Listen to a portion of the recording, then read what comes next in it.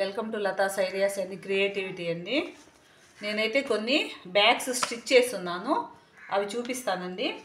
ఇదిగోండి, ఒక బ్యాగ్ అయితే స్టిచ్ చేశాను. ఇట్లా మనకు నచ్చినటువంటి క్లాత్ తీసుకొని ఇంకా నేను ఏదో ఒక ప్యాచ్ వేసేద్దాము అని ఇలాగ ప్లెయిన్గా అయితే స్టిచ్ చేశానండి. లోపల వచ్చేసి ఇట్లా ప్లాస్టిక్ గోతం వేసానండి, స్టిఫ్గా ఉండడానికి ప్లాస్టిక్ గోతం అయితే వేసాను. ఒకసారి అయితే మీకు ఎలా కుట్టాలో చూపిస్తాను, ఇంట్రెస్ట్ ఉన్న వాళ్ళు స్టిచ్ చేసుకోవచ్చు అన్నమాట. వీటికైతే హ్యాంగర్స్ వేయాలండి, ఇంకా వేయలేదు. ఇదొకటి, ఇది కూడా అండి పాతది. ఇది కూడా అంటే బ్లౌజ్ క్లాత్ అన్నమాట. ఇట్లా స్టిచ్ చేశాను, లోపల క్లాత్ వేసి కుట్టానండి. దీనికైతే గోతం వేయలేదు, ప్లాస్టిక్ గోతం వేయలేదు. ఇట్లా వేసేసుకోవడమే జిప్పు. తర్వాత ఇది కూడా అండి ఇంకొకటి, ఇది కూడా ఇలా వేసాను. కాకపోతే దీనికి లేస్ వేసాను అన్నమాట, మధ్యలో లేస్ ఉంటే లేస్ వేసాను. దీనికి కూడా హ్యాంగరు కుట్టాలి. ఇదిగోండి ప్లాస్టిక్ గోతం వేసాను, అందువల్ల చాలా స్టిఫ్గా అయితే ఉంటుందన్నమాట ఇలా పట్టుకున్నప్పుడు. తర్వాత ఇంకొకటి, ఇది బ్లౌజ్ క్లాత్ అన్నమాట. ఇలా ఇచ్చేసాను, ఇట్లా ఉంటుంది.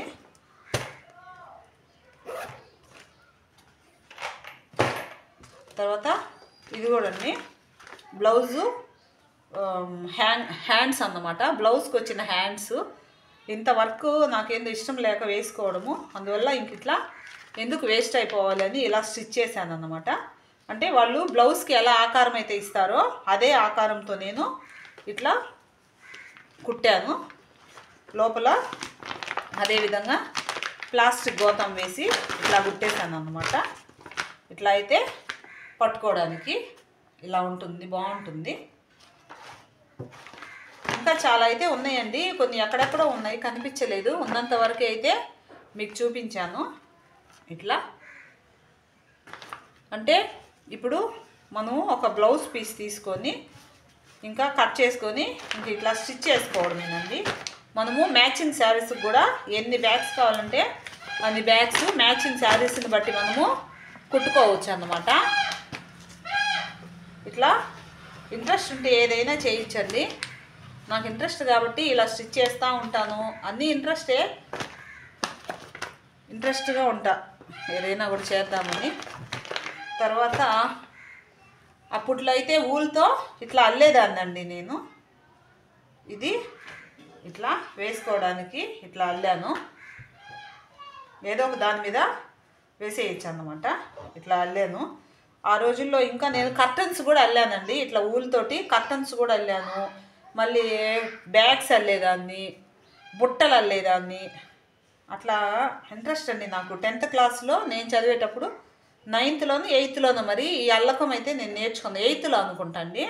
ఈ అల్లకాన్ని నేర్చుకొని మా అమ్మగారికి నేర్పించాను. అప్పుడు ఆమె ఇదే అల్లకంతో దుప్పటి అల్లిందండి. మీకు ఒకసారి అయితే అమ్మ దగ్గరికి వెళ్ళి మీకు అదైతే చూపిస్తాను నేను. ఓకేనండి, మీకైతే ఈ బ్యాగ్స్ నచ్చావి అనుకుంటున్నానండి. నచ్చినట్లయితే లైక్ చేయండి, షేర్ చేయండి, కామెంట్ పెట్టండి. ఒకరోజైతే నేను ఎలా స్టిచ్ చేశాను అనేది మీకైతే చూపిస్తాను. ఓకేనండి, మరొక మంచి వీడియోలో మరలా మీ ముందుకు వస్తానండి. బాయ్ అండి.